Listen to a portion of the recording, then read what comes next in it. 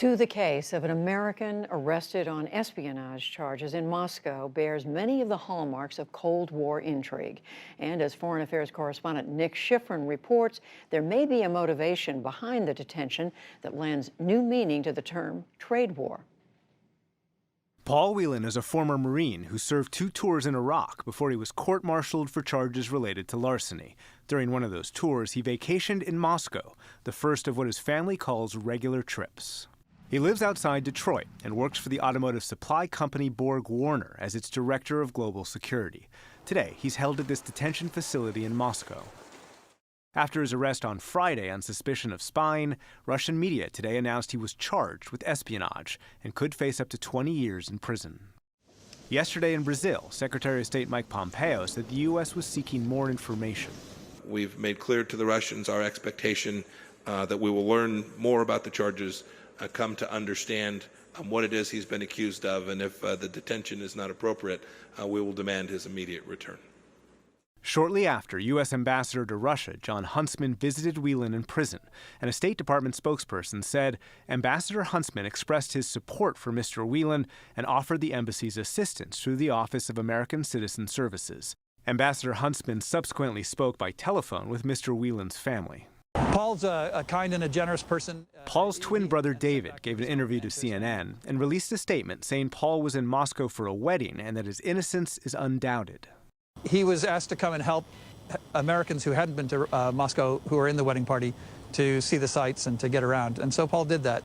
Whelan visited Russia often. He supported the country's most famous soccer team, and he supported President Trump. Whelan had a profile on Russia's equivalent of Facebook. On election night 2016, he wrote in misspelled Russian, "Onward, President Trump."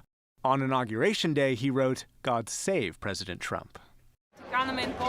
Whelan's arrest could be connected to the U.S. government's arrest of Russian citizen Maria Butina.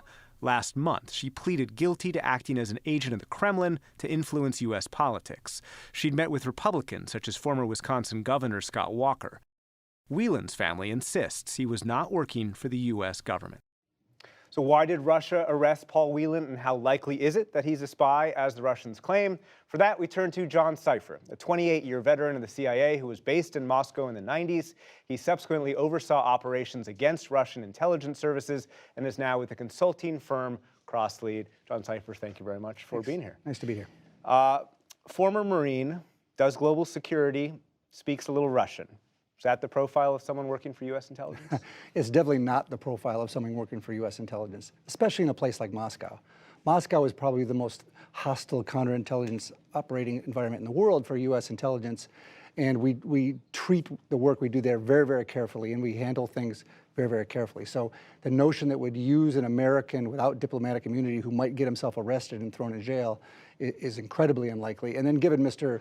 Whelan's background as well, it just does not fit with the kind of person who would be involved in U.S. intelligence. So as you know better than I, the CIA also uses NOCs, right? Non-official cover. So there are cases where the CIA turns to people, perhaps with a military background, or at the very least, not diplomatic cover.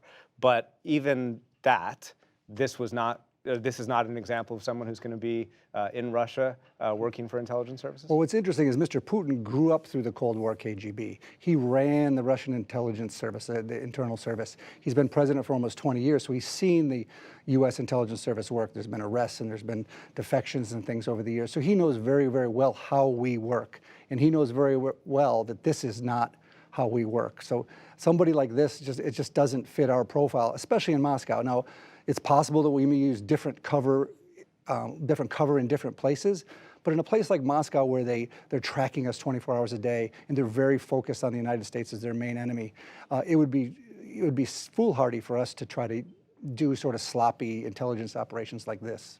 The Rosbald agency in Russia today, which has connections to Russia's intelligence service, reported that Whelan has spent years recruiting Russians and that accepted some kind of USB drive today of employees of a classified security agency. Is that credible?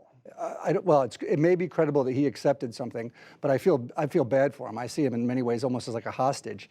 The Russian intelligence law, which was changed in 2012, is such that it's so vague that you can essentially arrest anybody and hold them for intelligence or for espionage purposes is if they're working against the Russian government in any way, if they're a foreign agent. It is certainly possible that the Russians could set somebody up that's not too savvy in the ways of this kind of security things, where he meets somebody and they offer him something or they hand him something and they arrest him illegally. And there's a long history through the Cold War of people accepting something and then being arrested so they can be used like in these hostage situations. As setups. Yeah, absolutely. And so the long history also of swaps. In the Cold War. So 1986, the U.S. picked up Gennady Zarkov. Nicholas Danilov, a U.S. journalist, was picked up subsequently afterward, and they were swapped. In 2010, something that you were involved with, Russia had arrested 4 for spying. The U.S. found 10 so-called illegal Russian spying in the United States, including Anna Chapman, most famously, and you were involved in that case. So could this be another swap? It's possible, and one of the reasons that they could have picked up or set up Mr. Whelan is so that they could have some leverage to try to do some sort of negotiating or deal to get Ms. Butina out of jail, which suggests maybe that she's more important than we thought she was, or she has information the Russians are scared about. Because the Russians have claimed that not only was she not working for them, but she's not that important. That's right. So it's a little early to talk spy swap, but in this case, this guy is not a spy, so it doesn't make any sense.